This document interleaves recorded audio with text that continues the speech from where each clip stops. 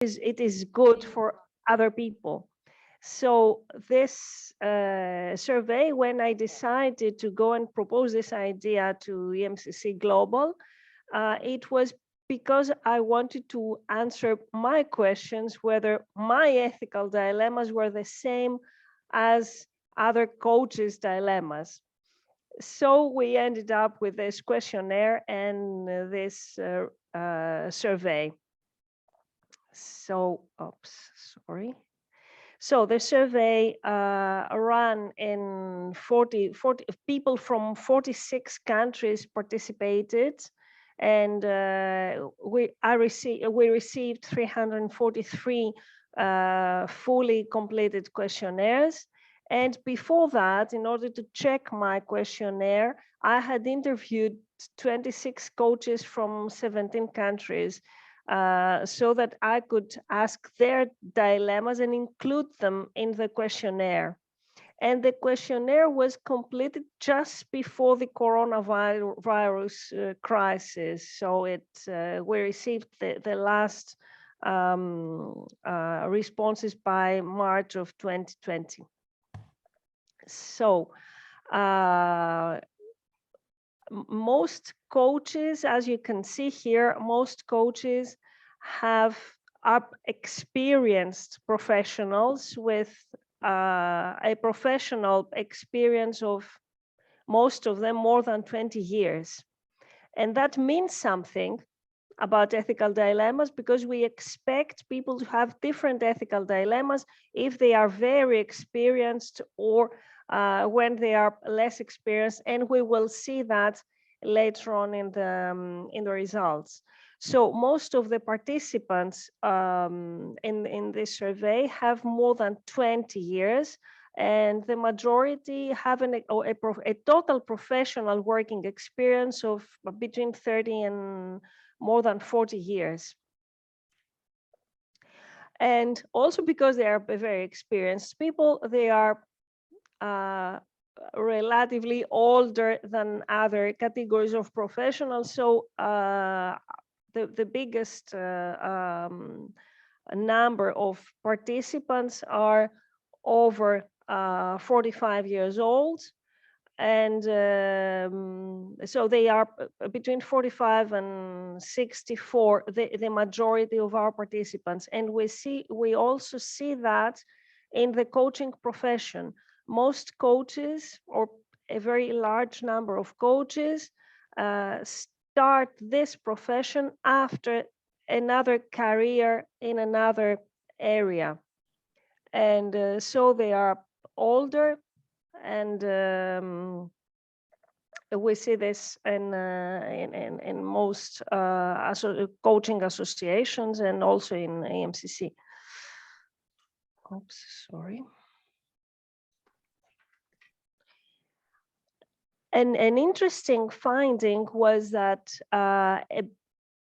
we see that most coaches have a very high level of education. 64% have a master's degree, and 6.9 of the participants have a PhD, and 24% have at least a degree. So we can see that the level of education in coaches is very high in comparison to other professions. Here we have older people with a lot of professional experience and very good education, a very high level of education with at least masters and sometimes PhDs. Now, the question at some stage was, when was the last time you had a dilemma in your coaching practice? Because I wanted to see what the coaching dilemmas, what their real coaching dilemmas are, I had to ask if they had a dilemma and when was that, and if they had a dilemma recently, so in the last month or in the last 6 months, or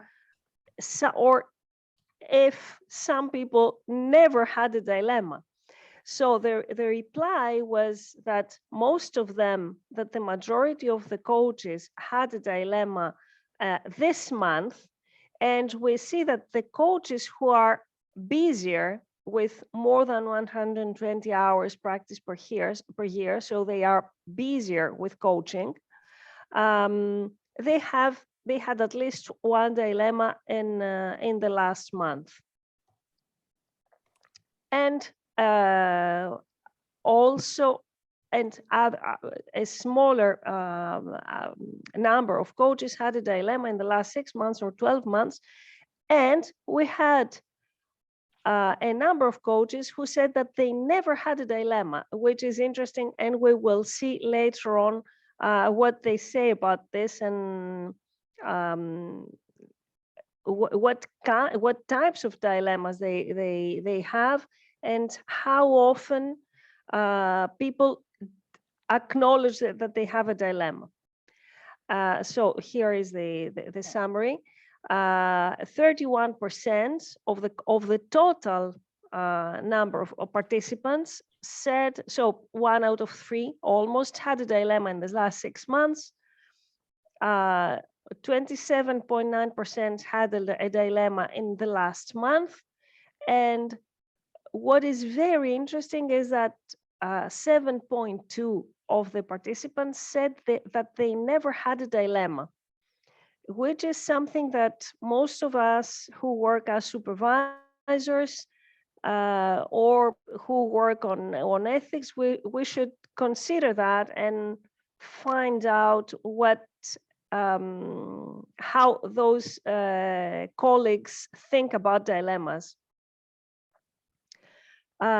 Here you can see how many dilemmas they had coaches have per sessions. What we see in the last column, because I don't want to confuse you with all the numbers and the columns, what we see is that the coaches in the last column, you see the coaches who have more than 120 hours per year, so they are busier than the other categories.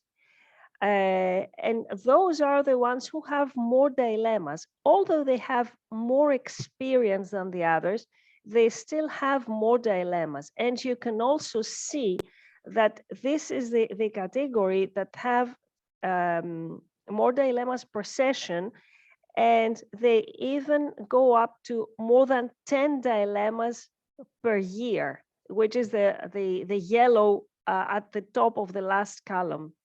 So it seems that the busier they are, and so the more experience they have, it seems that coaches have more dilemmas for some reason. And we can also see that there is always a category that says that they have 0 dilemmas. It's the blue at the bottom of the columns. We still have coaches who say that they never have dilemmas. And in my opinion, this should be a topic for further research in the future, and see what makes those people not to have dilemmas, and what is the way they think about ethics. Again, this is a chart where you can see how dilemmas, how many dilemmas, and how our colleagues perceive dilemmas depending on their experience as coaches. So in the first column, we have the novice coaches with less than 3 years experience. And most of them say that they have 1 to 4 dilemmas per year. While the very experienced coaches with more than 10 years experience is the last column on the right, those have more dilemmas, and they could even have more than 10 dilemmas per year with more experience and having handled more dilemmas throughout the years. What remains relatively stable is the number of coaches who say that they never have dilemmas. This is a 17% almost in per category, and they say that they never have a dilemma, and it's relatively the same number in all the categories of experience. Here we see number of dilemmas per gender, although that we had participation for male and female, but other was not well represented. We only had 3 people who replied other in this question about gender, which is not statistically significant. So we see that women admit slightly more dilemmas than men, while in the category of 0 dilemmas, we have more men who look maybe more secure about dilemmas, and they don't often have dilemmas. So we can see that women say that they have say more often that they have dilemmas. Now the category of the types of ethical dilemmas per years of practice. I could, if you're interested, after I finish this presentation, I can show you the questionnaire to see how exactly the questions were presented. What we see is that the ethical dilemmas change with practice. So if we have very novice coaches, the predominant dilemma is how to manage their own weaknesses. You can see in the first set of columns, with it's up to 3 with that represents coaches with up to 3 years practice or less than 3 years of practice.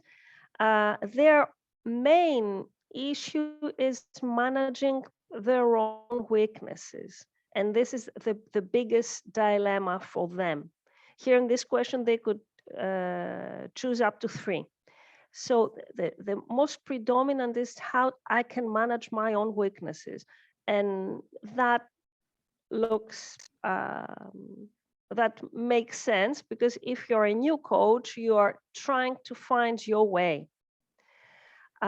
What is also interesting is that this dilemma drops a bit as they gain more experience, and it goes up a bit again in the category of coaches who have more than 10 years experience. So you will see this, the first column, which represents managing own weaknesses. It goes up when a coach has some more experience, 3 to 6 years. From 50, it goes down to 29, and then to 22 in the category of coaches with 7 to 10 years experience, and then it goes up a bit again in coaches with more than 10 years experience. What I can say from the interviews and from what because I interviewed 26 coaches from different countries, and most of them were very experienced. What I noticed from the interviews was that coaches with a lot of experience have more sophisticated dilemmas, and they, even when they have a lot of experience, they still sometimes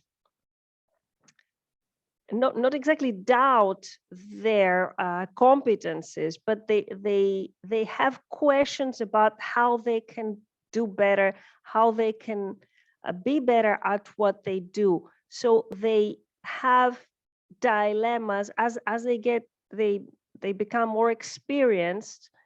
They have dilemmas about their own practice, and if what they are doing is good enough, or if they should improve at something.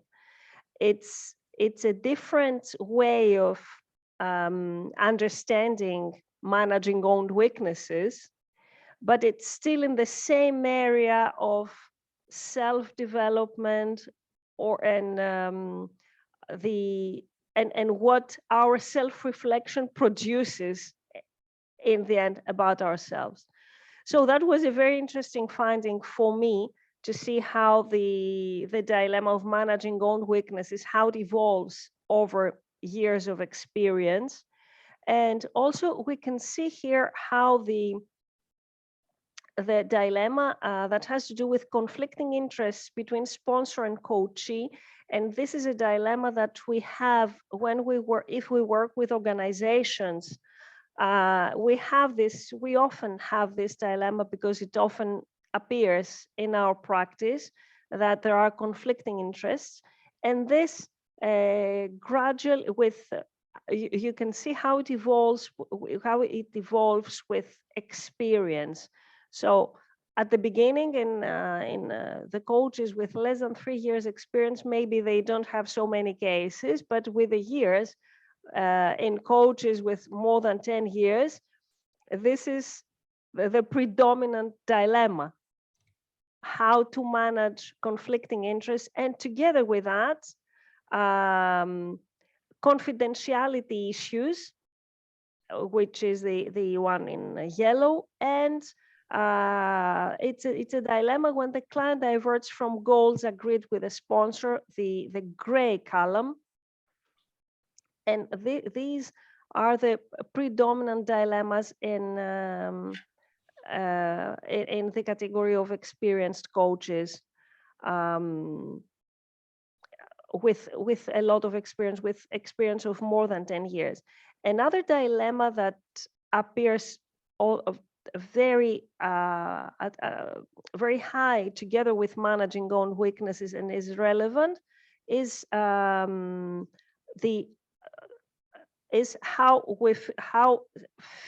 they feel, how a coach understands and feels safe about their knowledge, ability, and experience. And this is again very high, or relatively high, together with managing own weaknesses, in the category of novice coaches with less than 3 years experience. This gradually drops, and as we get more experience, we feel safer about knowledge, ability, and experience, and it's natural. So in a summary of dilemmas per years of practice, so in the coaches with less than 3 years experience, the predominant is managing own weaknesses, then conflicting interests of sponsor and coachee, the dilemma about own knowledge, ability, and experience. And another big dilemma in this case is that when the client diverts from goals agreed with sponsor. Almost the same, together with confidentiality, which is an issue for more experienced coaches. Almost the same categories appear in all the categories of experience. Confidentiality appears to be a more common and serious topic for more experienced coaches. And it seems that an issue, a relatively important ethical issue for the very experienced coaches, is the conflicting interest between sponsor and coachee, which often appears when we work with organizations.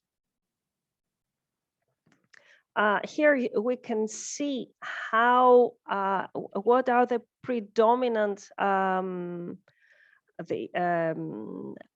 ethical dilemmas, and how they could differ between men and women.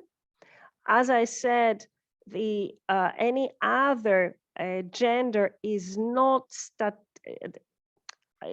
represented here because we only had 3 respondents, so it's not statistically significant. So we cannot have a third or fourth or other column for other genders. So we can make here the comparison between male and female. So for women, it was more common to have the dilemma about managing own weaknesses, and also confidentiality issues. It seems that these two are more important for women than for men. Also, it seems that it's very important for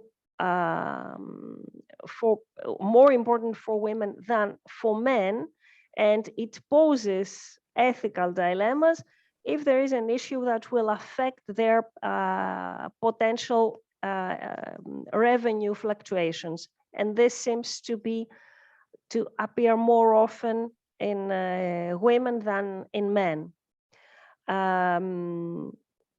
Also, together with confidentiality issues, we have the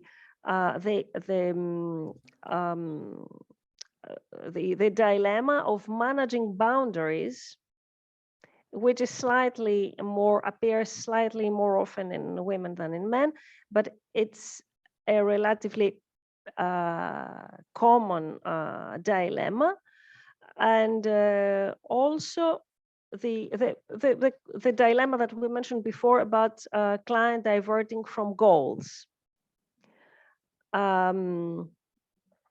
which is something that we often see in our practice, that clients may divert from the agreed goal and need something else in the process, or ask us to do something else that was not initially agreed.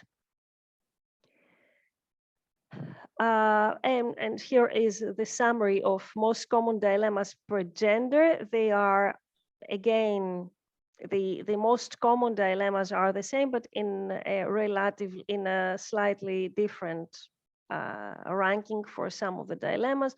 For it seems that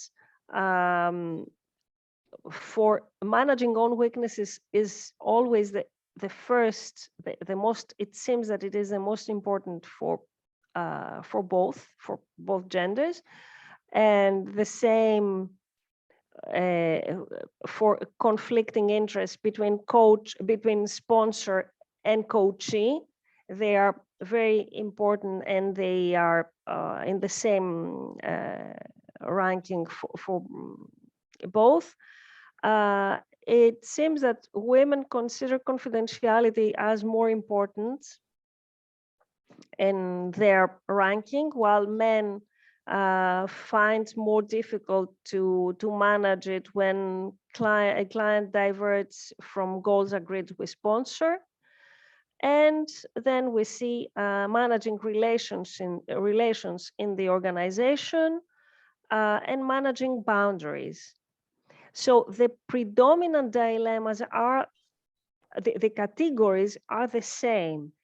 It seems that there are slight differences in the importance that men or women give to each of them and the way they rank them as more or less important. But it seems that these are the most important dilemmas for all coaches. Now, another question was, what usually causes a dilemma to surface?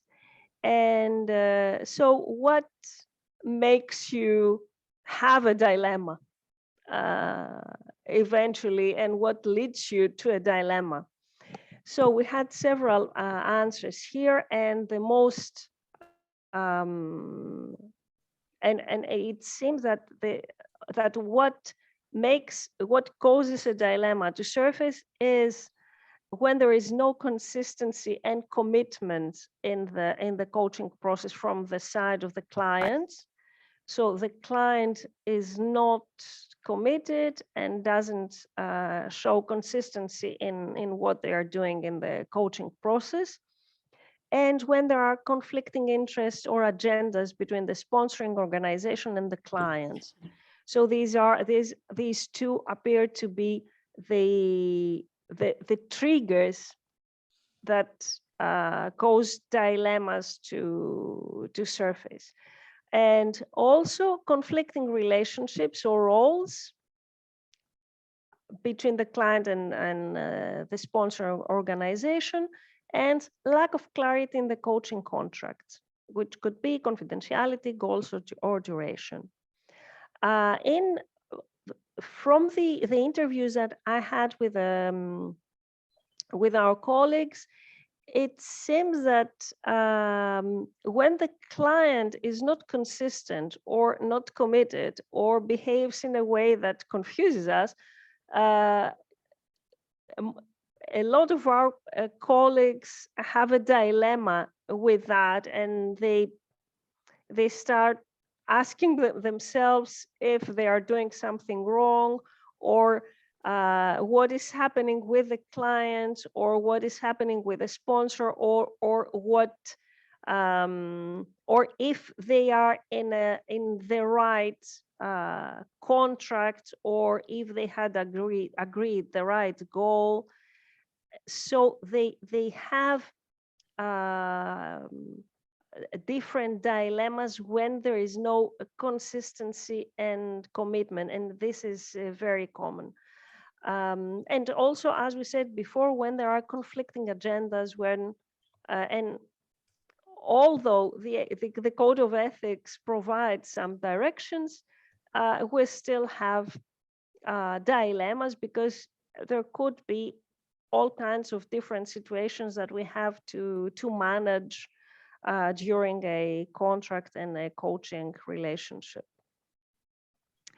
Now, in the question, what was the root cause of your dilemmas? When the question was, what caused you a dilemma in the last 12 months? So this question was to help us find out what, if somebody had a dilemma, what really caused that dilemma.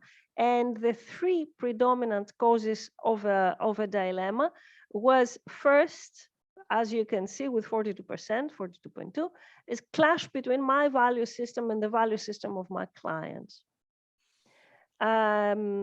which takes us back again to ethics and values and value systems. And so we have, in some way, we have to reconsider all that, because this is this is what most coaches admit that led them to caused a dilemma in their practice.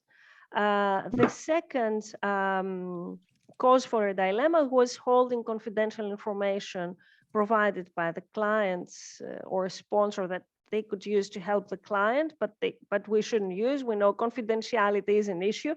And the third also is again about confidentiality. It's about holding confidential information that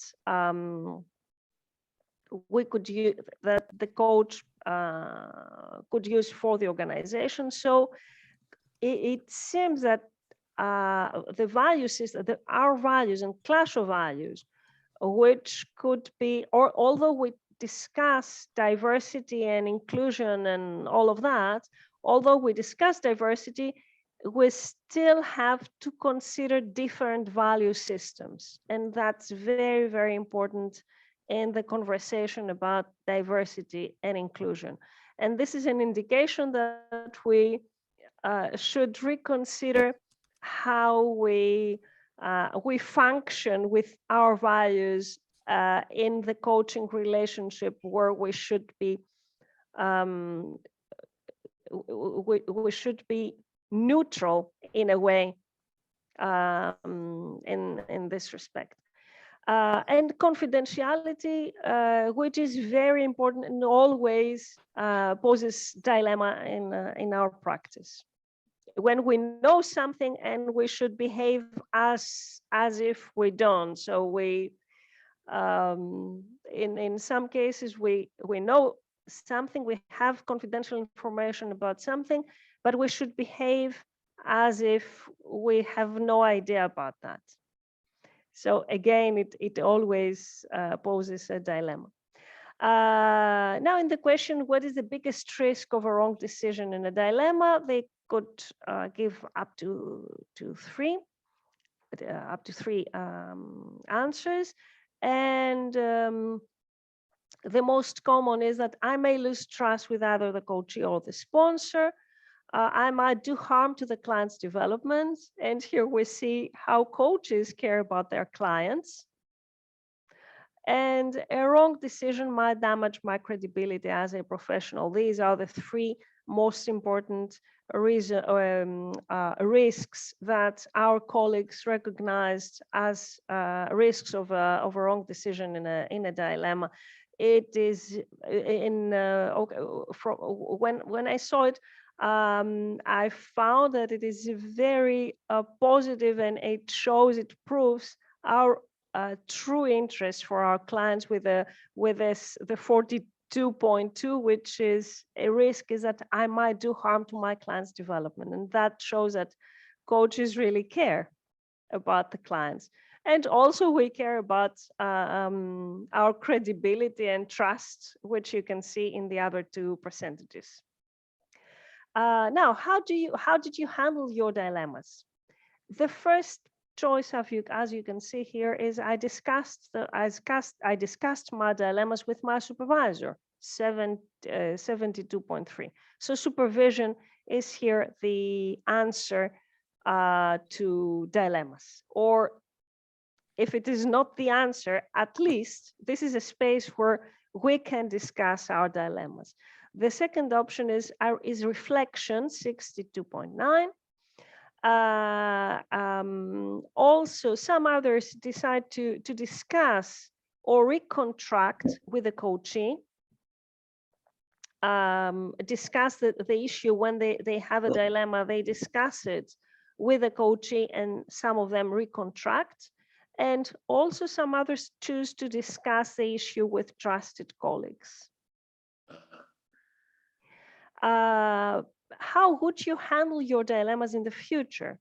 This question was about how our colleagues decide or think is the best way to handle their dilemmas in the future. And you can see here an even higher number for supervision, 79.5. Most coaches say their first option is to discuss the issue at supervision. And some others or also self-reflection. They will think about it. They want to deeply think about the issue, and also discuss the dilemma with the coachee and recontract if that is necessary. So this is how our colleagues have. These are the dilemmas that I found in this survey, and the risks and how people handle the dilemmas. And this is the end of this presentation. So if you have questions, I don't know, Liz, how would you like to go from here? Hi, Maria. First of all, thank you so much for... And sorry, may I stop sharing? Fascinating and revealing results of your survey. Wonderful. Yes, we do have questions. Oh. And we have quite a few. So let's see how we get on with them. Yeah. First of all, Rosie is asking, what definition of a dilemma did you use in the survey? Yeah, so I didn't use a definition. I gave them two definitions, and they could choose one of the two or provide their own. So both definitions were about choosing between two, making a decision between two options, which would in which they would have difficult implications. So it was something like that. I mean, both of them were close. So either or it was almost 50. I mean, 50% went for the first one and 50% for the other one. And also when they provided their own definition, it was again the same, that a dilemma is a situation where I have to make a decision, a difficult decision, or a more challenging decision between two options. Thank you. So the next one, sorry, I'm going to shoot these at you, Maria, so hopefully we can fit them all in. Cara would like to know, do you have data to show if those who never had a dilemma were in supervision? If sorry, what the question is, if do you have data, basically it's saying, is there any data showing that those who had a dilemma those who never had a dilemma were in supervision? No, I don't have those data, but I have an interesting story to share, because as I told you, I took interviews, and it was by coincidence that my first interview was with a colleague who is, okay, confidentiality, I won't share any names or countries or anything. Okay, it was that guy was about 50 and very experienced, and psychologist, psychotherapist